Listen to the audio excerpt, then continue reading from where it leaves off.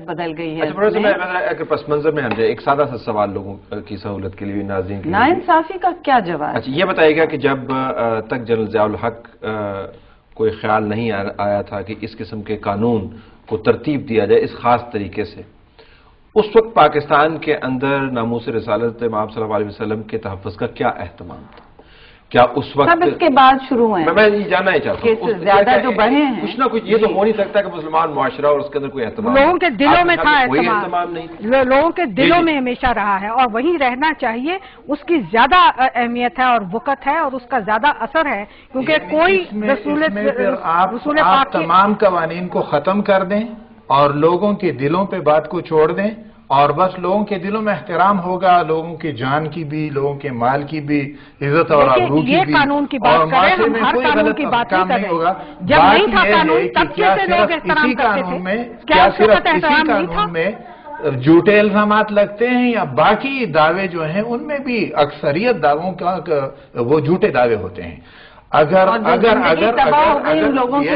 یعنی بات یہ ہے کہ اب ہمارا کام صرف یہ ہے کہ ناموس رسالت قانون کو لے لیں یا سارے قانون کے نظام کو، سارے عدالتی نظام کو ٹھیک کرنے کے لیے آگے بڑھے۔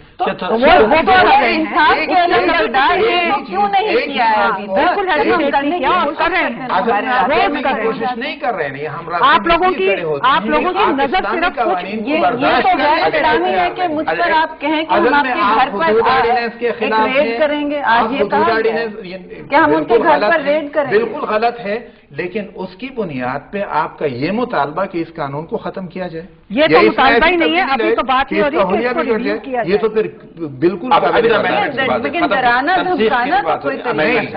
ہینا صاحب کی بات جو ہے وہ تو بالکل ختم کرنے کی ہے۔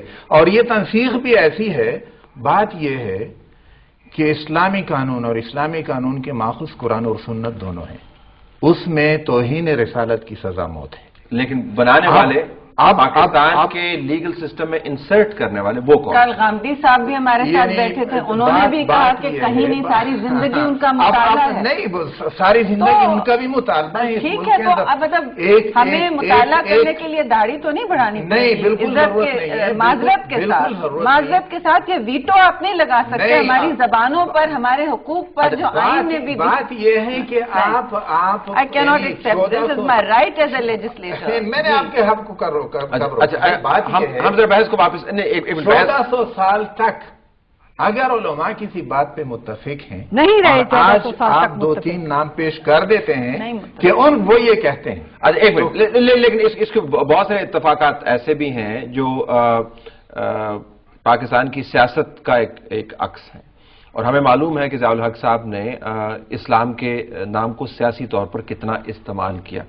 انہوں نے ریفرنڈم کے اندر بھی اسلام کے نام کو استعمال کیا، تو یہ کہنا کہ ان کی نیت جو تھی وہ بڑی صاف تھی، کچھ نہ کچھ تو معاملہ ہوگا جس کی وجہ سے انہوں نے اسلام کا نام استعمال کیا۔ سوال آپ کو ہے ہی نہیں۔ نہیں، origin of the law is very important in the legal structure of Pakistan, that's very important. اگر یہ ثابت کر سکیں کہ قرآن و سنت کی روح سے توہین رسالت کی یہ سزا نہیں، یہ ہے، ہم بالکل